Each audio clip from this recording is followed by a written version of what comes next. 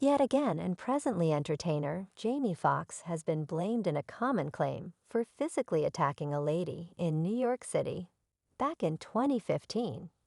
Jamie Foxx, the Oscar-winning star known for his depiction of Beam Charles and Beam, faces grave allegations that have created a shaded area over his famous lifetime and a claim overflowing with upsetting subtleties. Fox is blamed for, say, at a New York City roof bar the occurrence affirmed to have happened in August 2015. Adket Nice is definite in authoritative reports gotten by various sources. The offended party, distinguished exclusively as Jane Doe, guarantees that which began as a photograph of valuable open door, with a star transformed into a horrible experience, Fox purportedly inebriated, is blamed for driving her to a segregated piece of the scene, where he supposedly serious demonstrations of paper offering survivors a chance for equity they need history to uncover what befell them. They don't maintain that their victimizers should pull off it. As per the claim, Fox's way of behaving raised rapidly. He is said to have offered remarks regarding the offended party looking like entertainer Gabrielle Association. Before truly attacking her, the do-don't state Fox continued to slide his hands into the offended party's jeans and placed his fingers on and in the offended party's private organs. The horrendous episode possibly stopped when the lady's companion mediated Fox's reaction to these charges is a fervent disavowal. A representative for the entertainer told Page Six the supposed episode never happened. They further unveiled a previous endeavor by a similar informer to sue Fox for an almost indistinguishable case in 2020, which was excused. Fox's group declares trust in the excusal of these claims, expressing Mr. Fox plans to seek after a case from malevolent arraignment against this individual and her lawyers for refiling this trivial activity. The seriousness of these allegations against Fox repeats a past claim from 2018,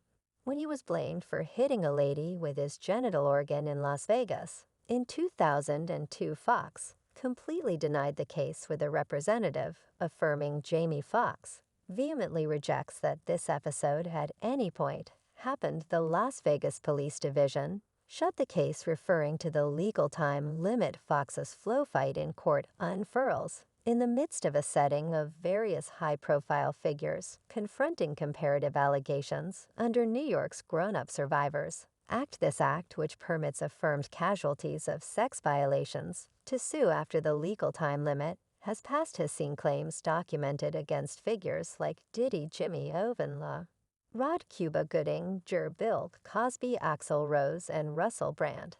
There's kin who are calling me this week who just learned about it.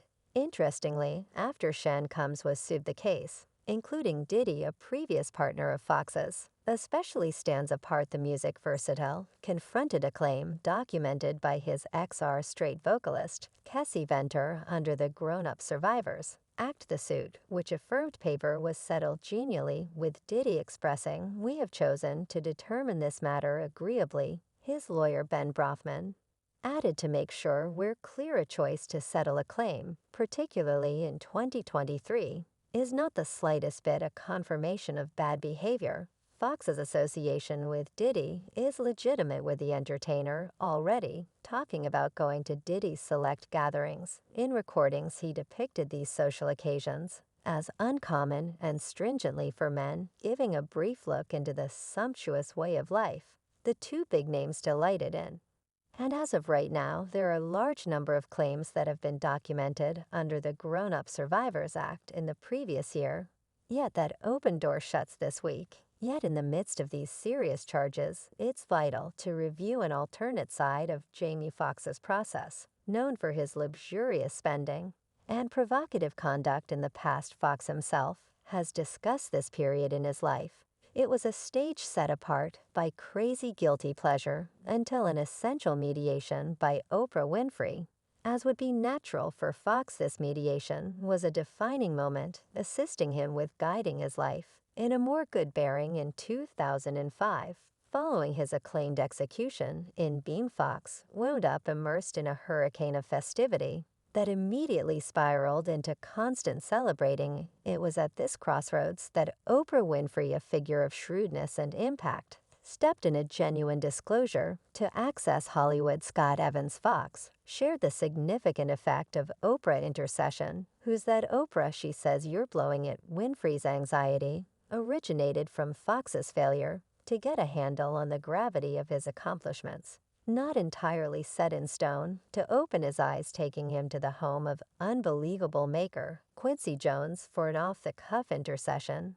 An afterward operation, say oak you need to meet, who you expected to meet here. I said no doubt he's not too far off at Jones' home. Fox experienced the venerated Sidney Poyer, a symbol whose words made a permanent imprint on him. Relating Poe's words, Fox shared, when I watched your presentation, it caused me to become masterfully two Ains.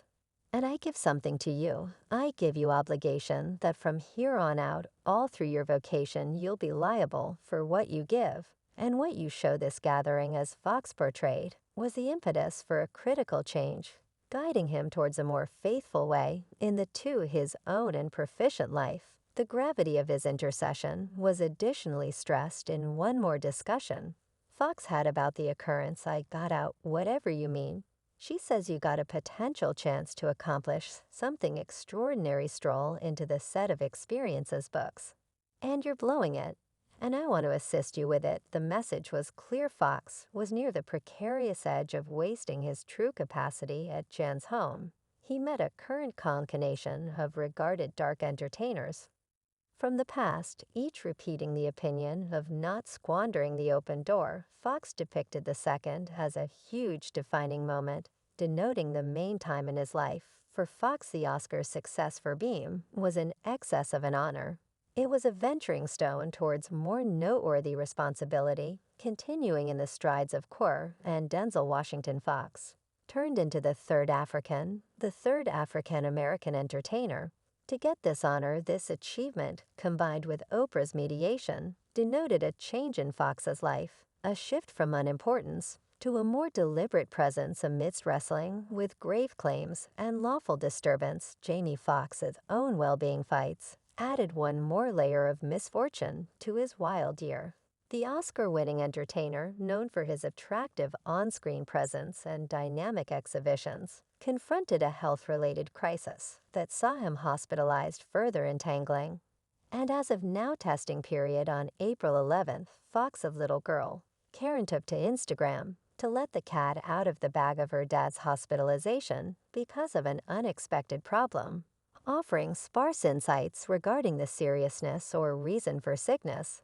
It's as yet hazy what sent Jamie Foxx to the emergency clinic, yet as his family is graciously telling the world, it's simply not every other person's business. The family's solicitation for security during this time highlighted the earnestness of the circumstance. Kevin Hart, a dear companion of Fox, later gave a hint of something better over the horizon, expressing on Logan Paul's incautious digital broadcast, "He's getting better in his circumstance. There's a ton of movement and a universe of better man." Fox himself ended his quietness half a month after the news originally arose, offering his thanks for the generous flood of help in a short Instagram post. The message value, all the adoration, feeling honored, was met with a quick and genuine reaction from companions and fans, like including VIPs, for example, Vin Diesel, Jeremy Renner, and Courtney Cox. In May, Karen refreshed concerned devotees, dissipating media energized reports about her dad's condition. She shared, "My father has been out of the clinic for a really long time, recovering. As a matter of fact, he was playing pickleball yesterday." This disclosure was joined by the declaration of a forthcoming program, highlighting both her and her dad.